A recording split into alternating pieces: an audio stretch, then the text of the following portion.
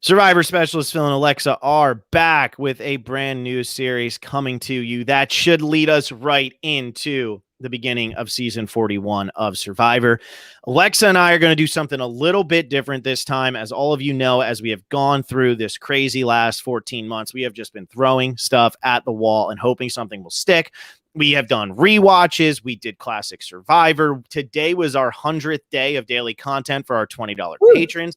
100 straight days, which I found out today that May 11th is 100 days from February 1st. So something to keep in mind, kids. I didn't know that until today. Did you do anything fun? No, I did something a little bit more fun yesterday. Today wasn't too exciting. Today, I'm trying to rip through this top 50 tribal council exits I've been doing. It's really not an exciting series, but it's something that at least fills the gap, and it keeps people talking about Survivor, which at the end of the day is what's most important. But today, we're starting a new series called The Ultimate Survivor Season. The Ultimate Survivor Season. And here's what our thinking is for this series. We are going to go through every season of Survivor, and we are going to pull the best episode with 20 players, the best episode with 19 players, the best episode with 18 players starting. And we are going to work our way down until we get to a final four, because Alexa and I are not masochists, and we're not going to watch the Australia finale for the 900th time and be bored to death. No one deserves that, and no one wants to watch that. Nobody wants to do that, and it's going to be a very boring last episode. So we're going to go from 20 to 4. What that means is 20 people left in the game, 19 people left in the game, 18 people left in the game, starting off that episode. When it comes to Redemption Island, when it comes to Edge of Extinction, we're talking about the players who are actually in the game. We're not talking about the people who are on those islands, because otherwise Edge of Extinction would have 18 players until, the 7th episode. And I'm sure we could find an episode in there that might be better than the final 15 of another season. So all that being said, that's the rules for this. One other little tidbit for anybody who's tuning in: we're not going to be doing any of the episodes we covered in Classic Survivor, just because that would be stupid. And then you'd hear us talk about the exact same thing. Yes, Parvati's episode is probably the best at Final 10, but we're going to kind of take a runner-up, I guess, approach. Or maybe there is a better episode, but I've been pretty blatant that Ben Wade's episode is the best episode, maybe in Survivor history, and we're not going to be doing that at Final 5. So just because we want to have a different conversation, we will be explaining our reasonings for doing this, but hopefully this is exciting. Sam Higdon says, is every season going to be represented? Absolutely not. We're only going to have 20, 19, 18, 17, 16, 15, 14, 13, 12, 11, 10, 9, 8, 7, 6, 5, and 4. So what is that, 16 episodes, 17 seasons, something like that? And Nicaragua probably doesn't have one of the best 16-person episodes, or 15 or 14, etc. Like Phil said, we've obviously in the past year and a half, we've gone into a lot of older seasons. We've talked about, I don't even know when we did this, Survivor China. We've done classic Survivor episodes. So John Millsap here says, this is a bold choice. I'm excited for your justification for it. It's like, we'll talk about whether or not this is our favorite 20-person episode, but we figured that this was a really good one to start on, the premiere of Survivor Palau, because it's really different. It is the first episode it's the first season that starts with 20 people. And we can talk about the Heroes versus Villains premiere, but that's been talked about ad nauseum. This is an amazing premiere, and we love old school Survivor. We're not really quiet about that. I think we want to bring a little bit of season diversity so that we're not just going to be talking about Micronesia the whole time. Yeah, and I think for something like Heroes versus Villains premiere is really the premiere everybody goes to. And it's epic, and it's awesome, and it's exciting. But again, this series, just like Survivor is its own show, this series, we want to kind of be its own thing. And we want this to be as exciting and interesting as possible. We don't want you to tune in and feel like, oh, I've heard this before. How many people have talked about the Survivor Palau premiere in the last 10 years? It doesn't seem like many, and damn, that is a really, really big deal, because I really enjoy this premiere. I think it has so many things working for it, and Survivor really, really takes a lot of chances here, and a lot of them pay off, and it ultimately leads to what this season ends up becoming.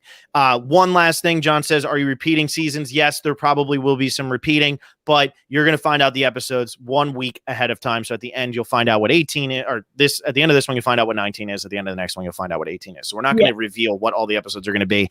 Almost look at it as a boot order. Generally, we haven't fully fleshed it out, but I assume there will only be like 1 or 2 seasons that we double up. Like, I think we're going to try to keep them, but the seasons that are really good and the seasons that are really bad are just really good and really bad. So yes. Again, we'll let you guys know week by week, but let's talk about this. Let's talk about the Survivor Palau premiere. Yeah, so the Survivor Palau premiere, this has never happened before. First episode in U.S. Survivor history. I don't know about the internationals. U.S. Survivor history to have 20 players. Really ballsy move. Nobody knew it was going to happen. But I cannot get over how many elements Survivor changed up and tried to make work in this episode. We have one world. We have one tribe. We have them living together as 2 tribes. We have them selecting tribes. We have the immunities that you get. And at a challenge, we have them deciding what they want to take with them as a reward. So many great elements here. And Alexa, we have like a day think? 0, which kind of happens in San Juan del Sur too. Or like actually we days 0 through 3 kind of. Yeah, they call it day 1 still. Yeah. But this is, so in one world, it was everybody still knew that they were men versus women. This is the largest tribe in Survivor history, even though it's not technically a tribe. They never they're not actually called anything, but these 20 people live together for a full 24 hours on the beach, having no clue what's going to happen. This episode proves that one world can work. One world itself just sucked. Yeah. This has to be the season that has the fewest total tribes, because like you said, we have this one tribe, we don't get a swap, and then Stephanie just becomes part of Karor. And I don't remember if they renamed. No, it's just Karor. This is 2 tribe season. She gets their buff. So yeah, there are no tribes or no tribe changes, which makes this all the more fascinating that it is such a loved season and it is such a good season, considering what we watch now, where you're swapping every 6 days. Yeah, absolutely. And so I feel like what we were between this episode and the Heroes vs. Villains one, and we kind of talked ourselves out of the Heroes vs. Villains one and stick with this and go with this. I feel that Survivor took chances in this episode itself that they just aren't taking anymore. Like you said, now we're at a point where every 6 days we're swapping. We know the formula that Survivor is going to have. They might switch it up by saying, okay, at this point, we're not going to do that. And we'll do it the next episode, or we're going to start with 2 tribes, go to 3 and then go back to 2. Or maybe this time we'll just go 2 to 3 and then merge, whatever it is. But I do think that they need to start to get more creative, because a lot of the things that you see in this premiere that we just watched, they don't necessarily come to fruition in Survivor for years to come. And they've never been done before, and they're all kind of happening at one time.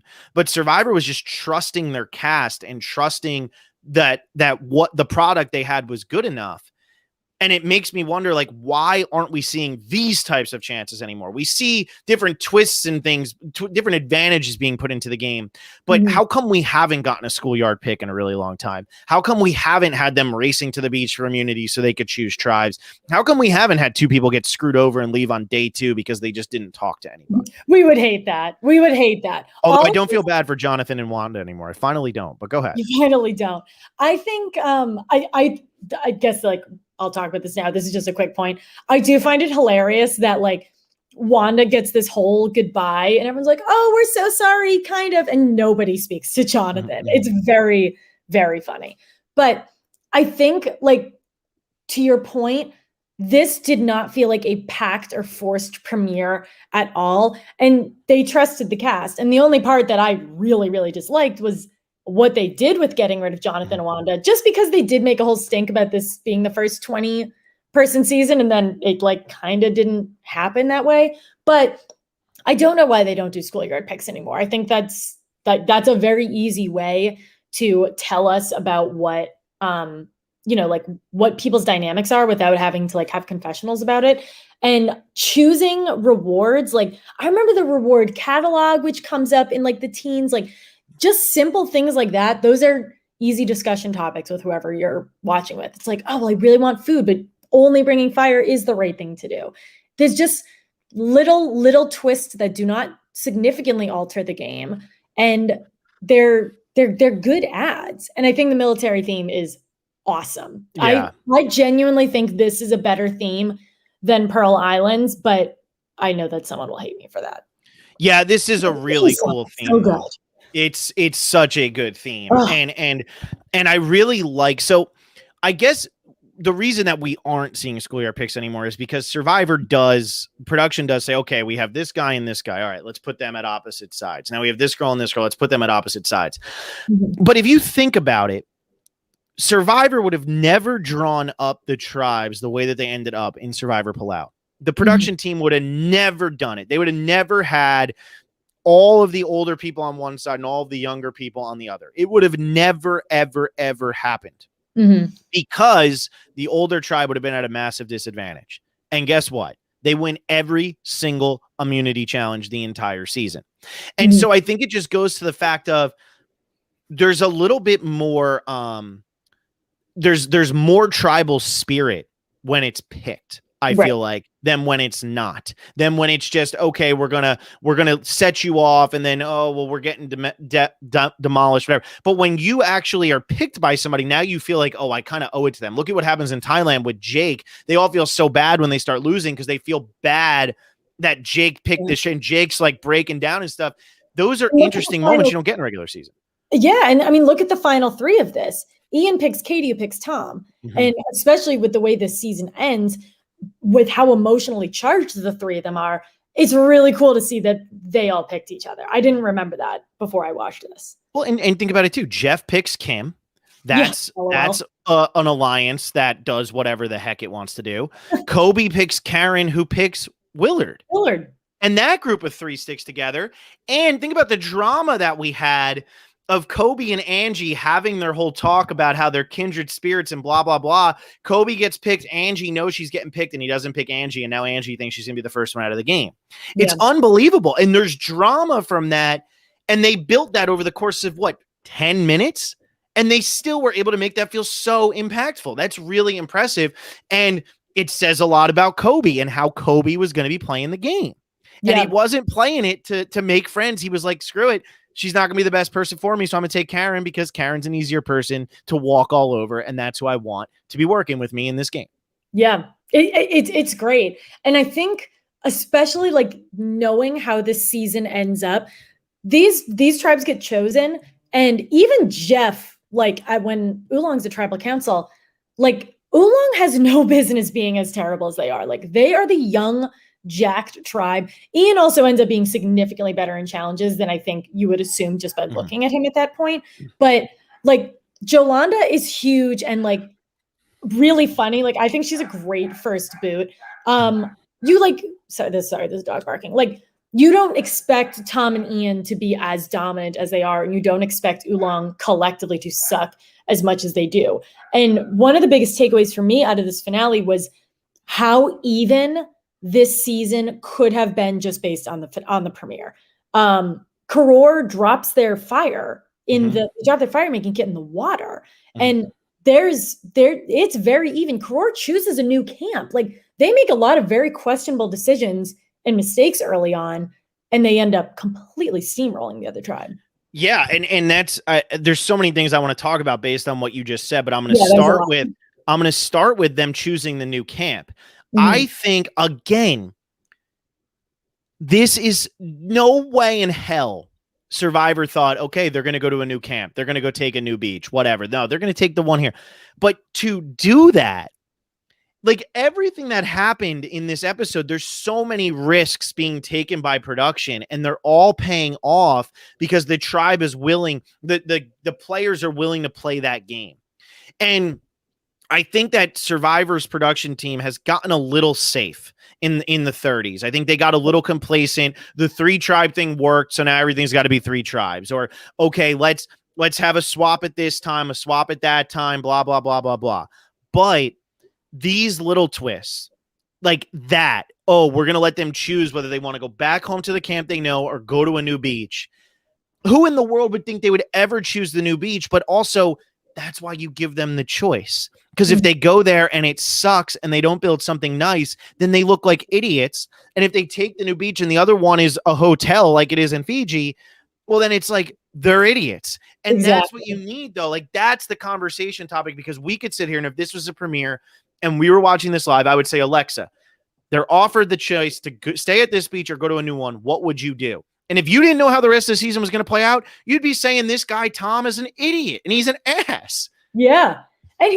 And John Milsom makes a good point. It really shows how much control Tom had from day one. Tom's even like, he's in the back of the group. Like everyone else is standing in between Tom and Jeff, and Tom is still the one who's like, yeah, we're going to take the new one. Like from the top, Tom, oh my God, Gift Back Gaming sent us a 1999 super sticker, which we haven't had in quite a while. But everybody, they're there, and I'm going to cheers my LaCroix to you, Gift Back. I was about to say, did they fund that LaCroix? I was wondering what that was. I know. That's all I got here. But this hasn't happened in a very long time. We are so thankful. Thank you so much. And it's American dollars. Not that we don't want Australian dollars, which we've also received. I will take all dollars. But anyway, continue, Alex. I know that was distracting, and I don't blame you, but continue. That was a bit distracting. But like, again, where I know we're only talking about one episode, but it is so clear that Tom is going to win after just this one episode. Yeah, I know. And I think that this episode does do a good job too. I think there's a couple people in here who don't get confessionals. It's only an hour episode, and this is one that should have been 2 hours for sure, or would have benefited from being 2 hours. I think it's still a very incredible episode, even at just 1 hour, but I think that it could have been really good at 2. But they do a good job of giving you your main players. James Miller, one of the all-time great confessional givers in Survivor history. Unbelievable. We get Stephanie LaGrossa jumping off the damn boat, and that says everything you need to know about Stephanie LaGrossa. We get so much about Greg and Tom and Ian and Katie and Kobe and Karen and Janu, who ends up going on to quit. Huge in this episode. Huge in this, and that's who Tom picks. That's something that blows my mind is Tom picks a quitter. Tom Westman picks a quitter. Was Stephanie picked before? Was Stephanie already picked at that point? Yeah, so it went Jolanda. He and Stephanie had a thing earlier. Jolanda picked Bobby John, and then Bobby John picked Stephanie, which is hilarious that's how it goes. And it's but when you start to really look at like how this plays out, you get to know your main characters: Bobby John, Stephanie, Jolanda, who isn't a main character, but she's the main character of this episode. That's for sure. You get to know these people. You get to know Angie. You get to know this Jeff douche. Who is this guy? Like, what is he going to do that's going to piss me off this season? and yeah, you don't really get to know Jen Lyon too much. We don't get to really hear from Willard, but we see them enough in this small period of time, and with how much is going on, that it's like they knew what they were doing with this cast, and they did a phenomenal job across the board. And like, this is one of the most satisfying premieres. I used to be so upset that Jonathan and Wanda went home the way that they went home. Now I'm at the point where I'm like, you know what? They did have a chance to play. It's not that they didn't have a chance. They had a chance. And somebody like Willard did what he was supposed to do by going to Karen, and Karen did what she was supposed to do by going to Kobe. And Kobe did what he was supposed to do. You had a chance. Food chain. Yeah. Which is also like we're still in old school Survivor. We're still in very early Survivor. But one of the notes that I took was that this is a really, really good combo of both old school, but with like tastes of new school, because there's a ton of focus. Like, you know, they get onto this communal one world island. They're building the shelter. There's a lot of attention around the shelter, but they're socializing, and they know that 20 people is new. So there's enough like game awareness because they have enough seasons to call back on, but the strategy is still like new enough. It's very satisfying. Yeah. Oh, there's so much strategy in this episode. John Millsap says here, Karen made a great pick with Willard. Definitely smart. Because everybody would look at that and say, you obviously take Jonathan. She takes Jonathan when they go to the tribal council they're forced to go to. Karen is voted out of the game. 100%. No doubt about it. But because she picks Willard, now Willard will always go home before Karen. This is a brilliant move. And that just showed, like, you got to think this is season 10. We're coming off of All Stars, which I have been very vocal. If you are a patron, you know how much I hated All Stars because I just finished All Stars and I really struggled through that. So if you really want to listen to me talk about that, here you go. Patreon.com/Survivor Specialist. But it's coming off Vanuatu as well. Vanuatu, a men versus women season. We see the Fat Five kind of have their strategy. Amy Cusack take over, but there's not too much other strategizing going on there. It's kind of just, Right. Chris, Twyla, Eliza, Amy, a little bit of Julie and Leanne, and Sarge and Rory never really got a chance to play. That's essentially what that season is. You come into this season, and by throwing them to the wolves the way that this episode does, it absolutely forces them all to have to be strategic, because they don't know is it going to be an individual immunity challenge? Is this going to be something where I have to, a schoolyard pick 'em? You don't know what's going to happen. And so you have to make sure you've covered all your bases. And I think that's why we see so much great gameplay right off the bat, because these people felt the urgency of, I better make myself useful. I better make it known that I am really here. I can't just hide behind, because when you start with tribes of 9 or 10 or 8, whatever it is, and it's already predetermined and they don't go to tribal council the first time, there are 4 or 5 players who literally don't have to do anything. They can just sit there and say, we'll worry about it tomorrow. Yeah. But when you put them in this situation, they don't have a choice. Yeah. And he puts them in really tough situations really quickly, where they're paddling together the very first thing they do. And you have to immediately decide, do I make an individual choice, or do I make a choice with this one tribe, which is something I've never seen before? Mm-hmm. And then with Ian and Jolanda getting immunity, like, they don't even know what that immunity exactly means. It just means enough for that one moment. So, and again, like with the challenge, which is great, there's all these like kind of immediate decisions that need to be made that aren't game breaking, and they don't have major ramifications, but they have episode only ramifications that aren't, like the reason that somebody really gets sent home. So they're twists that are influential enough and interesting enough that aren't feeling like someone's getting screwed. And Jolanda doesn't get screwed. Jolanda goes because she butts head with Steph, and Steph proves to be right. Now, one of my favorite moments of this episode, because of what Stephanie's arc is in Survivor history, which is ultimately like, the James and Tom and Stephanie situation in Heroes Villains, that's how it ends. But one of my favorite moments in this episode is Steph gets a bad rap in later seasons because she does the blame game thing. And that's what her and James fight about all the time, is you suck at challenges because you're always doing the blah, blah. And what does Stephanie do in this episode? She says, well, if we wouldn't have taken everything, we would have won the challenge. Girl, you would be paddling for the next month and a half. It wouldn't have mattered what you took. Like, she made it seem like that was the only reason they lost, but it was also a good strategic move because she knew that her and Jolanda weren't going to get along on this season. It's a terrible thing, obviously, in retrospect, because voting out Jolanda just is the first domino in the whole entire thing. But it really does prove that Steph was even thinking on a different level of, I got to get rid of Jolanda because we're never going to work together, and she doesn't listen to me. And Steph is an alpha. She needs to be the person who people are listening to. So I agree with you. So many twists, so many things going on. Jolanda goes home because of a relationship she had with somebody on her tribe, not because she got screwed by a twist, not because of anything like that. And I do believe that if you take out finales, she is the first person in Survivor history to win immunity in an episode and also go home in that episode. If you take out finales, I believe that she is the first. Yeah, I like that. And again, I think she's a great first boot. I don't think Jolanda's screwed at all. I think Jonathan and Wanda were screwed, but that's because I apply the same logic of, you should know, like, they should have told them earlier. They should have told them they had a chance to get voted out.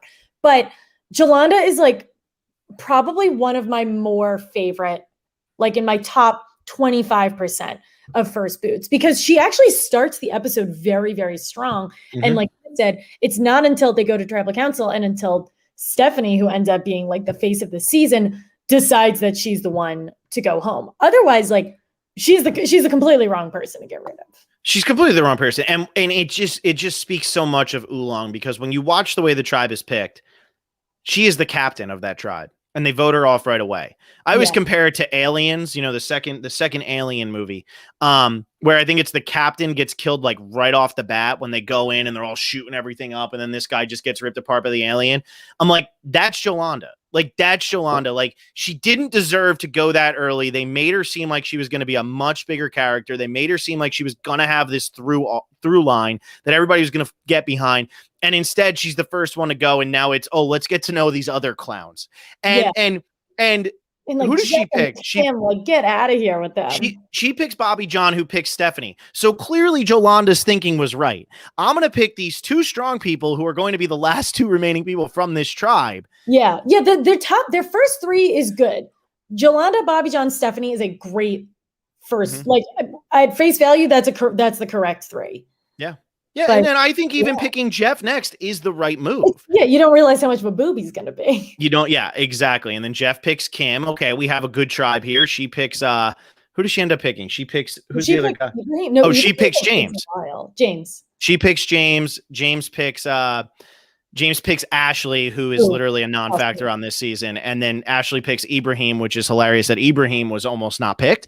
Yeah, and then Ibrahim picks unlikable because he got like almost the Jonathan treatment. He got like no edit on this season too. In terms of all the oolong, he's the one that we definitely, him and Ashley are the ones we got to know the least, I feel. But Ashley also goes out very early. Ibrahim gets what's her Angie, right? Angie, yeah, he picks Angie. Yeah. And it's unfortunate because Angie on the other tribe, I think, would have been shoo-in for season 16.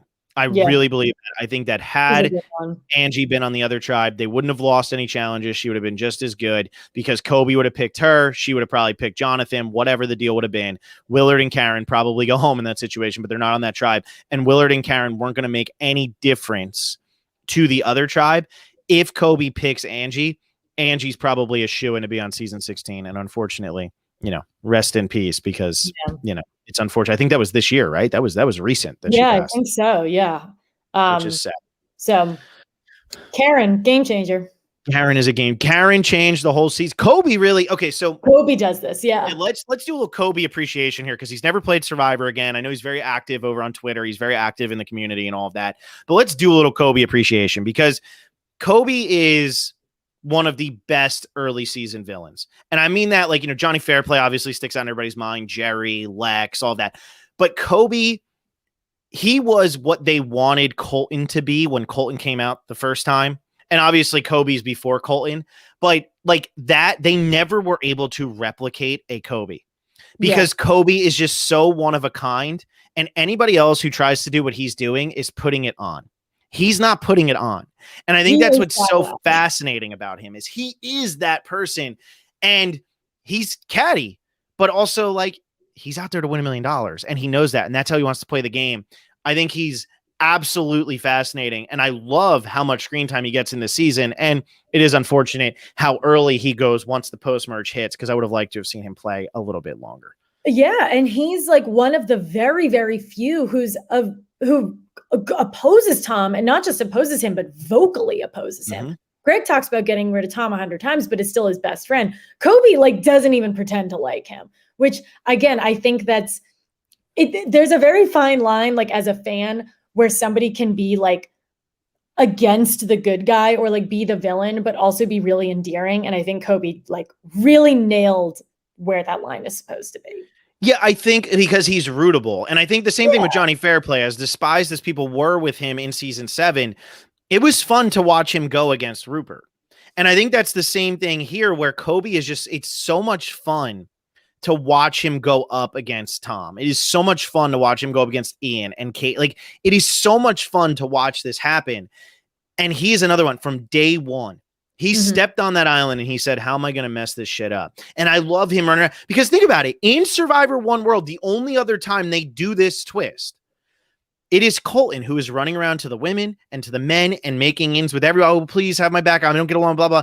And it's Kobe in this season doing the exact thing that Colton does 7 years later, where he's running around to everybody. I'm talking to this person. I don't know what's going to happen. So I'm going to go talk to them. I'm going to tell them this. I'm going to tell them. He does it so perfectly. How does somebody who plays the game that hard not get asked back in this early of a season? I really don't understand how, and I think it might have been a little bit of Palau exhaustion because they bring Bobby John and Stephanie back so quickly right after this. And if you think about it, nobody else from the season ever plays again except for Tom. Yeah, and I think that's it. I think it's like we immediately go to Bobby John and Stephanie and playing the following season.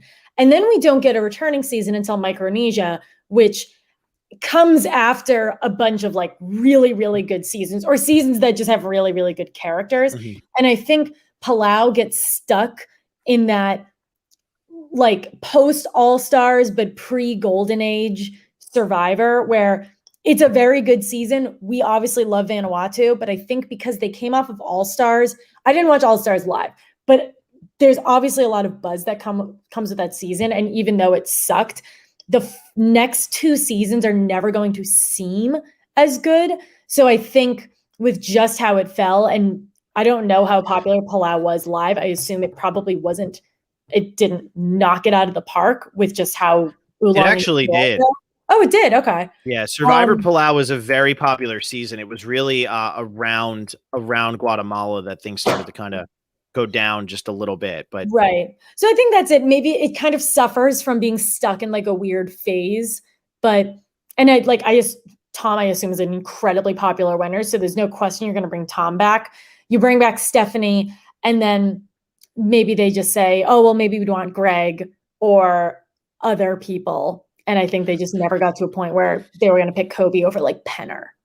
I think the problem was doing fans versus favorites. You cut out Kobe, you cut out Terry, you cut out like other people, like, because you were always going to have Yao Man. Fair Play says yes, you're always going to pick Fair Play. James was a lock. There was no doubt about that. And you had to have Ozzy.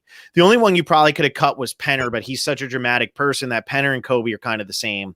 You know, Right. they're cut from the same cloth. Great confessional. And they're going to try to stir the pot. Right. If this is a full all-star season, I think Kobe's a no-brainer. But I do agree with you. If you realize no men from season 10 come back for season 16, no men from season 9 come back for season 16, and no men from season 11 come back for season 16. Yeah. No men from season 12 come back for season 16, meaning there's no Terry, there's no Shane, there's nothing. Everybody comes from 13, 14, 15, right? Because it's Ozzy, it's Yao, it's Penner. And maybe they had a good, I don't know how long they were thinking about fans versus favorites, but I think, weren't they talking to Yao Man or not Yao Man, Yule? I don't remember, but you were talking to Earl and Yule because they were going to do a full All-Stars. Right. But I think the quote unquote problem is in the seasons immediately leading up to Micronesia, there were too many good people to not pick. And I think, again, like when I watched Micronesia live, I had not seen Vanuatu. So for me, I was like, Eliza and Amy, like they end up being kind of not duds, but like not rock stars in Micronesia. So maybe there's just the like, who were they? Like, who's Kobe? What season was he on? Versus Jonathan Penner, who just played. Absolutely. And I think that's really what it just came down to is he played in the wrong season. He plays in 13, he's back, but he played in 10. And it's unfortunate, but it does show how short of a memory people have. And that's why, you know, you'll hear all the time when we did our top 100 players and I'm like, no, Kelly Wentworth's not my top 100. And people are like losing their shit at me. It's like, okay, but like there is so much that happened before she even stepped foot on the island. And you have to look at that and you can't just be like, oh, well, this person never played an idol or this person never did that. But even when you're going from season 9 to 15 and then 16s and all-stars, the people from 9 and 10 were forgotten. This was in a day and age where there wasn't what do you call it? There wasn't DVR. There wasn't anything like that. So if you missed it, you missed it. And yes, season 10 was very popular, but somebody like Kobe who goes right at the midpoint of the season, that was really it. That was the extent of Kobe's run, because now it's 6 seasons later and there's no way you're going to tell me that he's more popular than James, Penner, Ozzy, Fair Play, or Yao Man. And he's just not. And it's not on him. It's just on the fact that he played early. Yeah. Yeah, exactly. And I think you're right. If Micronesia is season 13, or if you just move Micronesia a little bit earlier, I think he's on. But fans have short attention spans. Even still, like even present day, I think if I didn't analyze Survivor, I wouldn't know who the heck half the players are.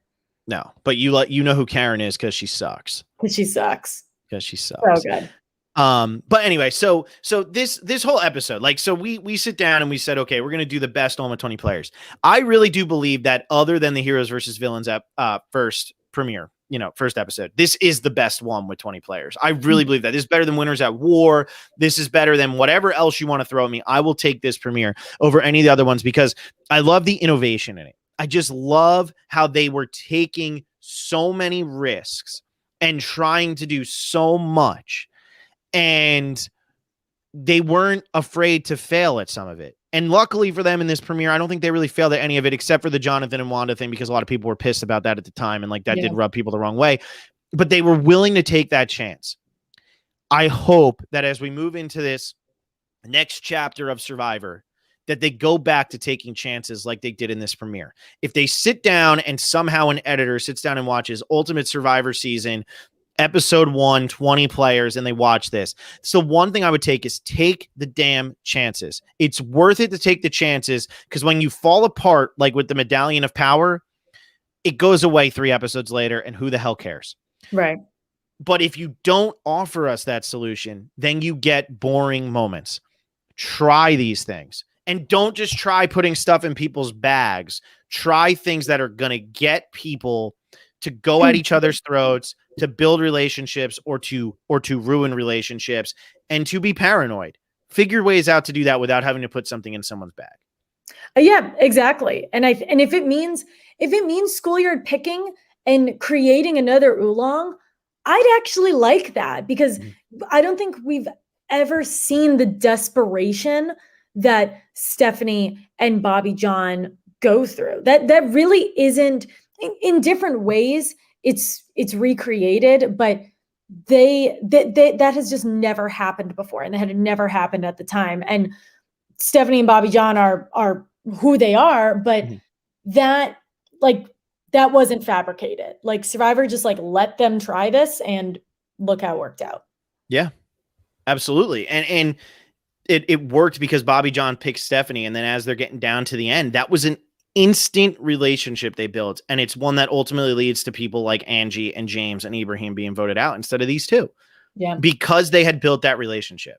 It's just it's awesome. And let the play, if somebody picks you, you're indebted to them, especially when your life's on the line. You're indebted to them right off the bat. You feel like, you know what, I got a good relationship, but you picked me, you saw something in me, and I thank you for that. Schoolyard picks, man. It's a simple way to stir the pot, and I wish they would stir it more. I wish they would do it more. Stir it, yeah. But I guess I also want to caveat, like, stir it in the way that we like, which I'm sure is if a producer is listening, they'd be like, we stir it. Everybody changes, yeah. So it's but yeah, this is a great premiere. Again, we've talked about Heroes versus Villains a lot. Worth playing for. Mentioned David versus Goliath. I think that's a really great premiere. There are a lot of 20-person premieres, and they're all good, but this one it's very different within the context of old school Survivor, and I think this is a good episode to start with for this entire series. Absolutely, and it hopefully gets more eyes on Survivor Palau, because that's a season more people should be watching, and it's a season where I understand that a lot of these people are now 15 years older. Unfortunately, this is the season I think that actually has had the most contestants pass away, with Angie and Jen both passing away. I think so. Yeah, which is crazy, because also like 2 very young people. But this is a cast where everybody's 15 years older. And I know Stephanie and Tom didn't have great showings on Heroes Villains. Stephanie's was flat out bad. Tom played an idol correctly. He's just on the wrong side of the numbers the entire time. It is what it is. Doesn't help that he started on a tribe with 3 people who all knew each other and like had played for a long time together. But these people could come out and kick ass again. I know Ian has been in the mix and he never wants to play again. That's fine. We don't need Katie. We don't need Karen. We don't need Willard. But a player like Greg, if Tom were to play again, Kobe, I'm trying to think who else. Like, there's even people from this pre-merge that I don't know where you'd pull from, but James Miller is gold. Now, he'd probably be canceled in 2021, but you know what? Like, I'm willing to watch him come out and get canceled because he's so damn funny. And a lot of the stuff he says is flat out harmless. He's just a clown. But yeah, I just feel like this is a season where everybody played so hard, and it's a season that people need to respect a little bit more for the gameplay, because man, and I think Survivor forced them to play hard right away. There was no, like when you play Monopoly, some people will be like, oh, you have to go around the board once before you can buy anything. Yeah. Okay, that gives you time. But if you don't get to go around the board once, then that first roll to determine who goes first means something. Mm-hmm. And I think that Survivor made this all mean something. You couldn't hide. And even somebody like Willard or Karen or Wanda, who you might say, oh, they're going to be easy first boots, whatever. They weren't, because of this dynamic. Angie was not an easy first boot because of this dynamic that was created. And because Angie had to play more desperate right from the start, because she knew she was picked last, she knew she was last, and she had to play more desperate. And I think that's why this works out so well. Yeah, and she ends up being one of this isn't much to brag about, but she ends up becoming one of the like top performers on her tribe. And I don't think a single person who watched that premiere would have assumed that originally with her. And with Karen and Willard, like she picks Willard and immediately you're like, what the heck?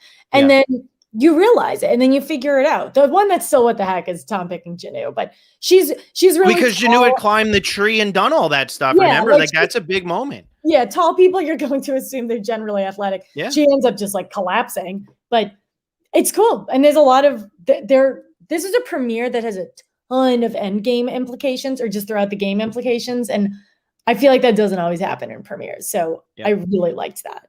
Yeah, absolutely. I think this is about as good as Survivor can be. It's taking chances. It's introducing you to a cast. It's throwing twists at you that you're not expecting.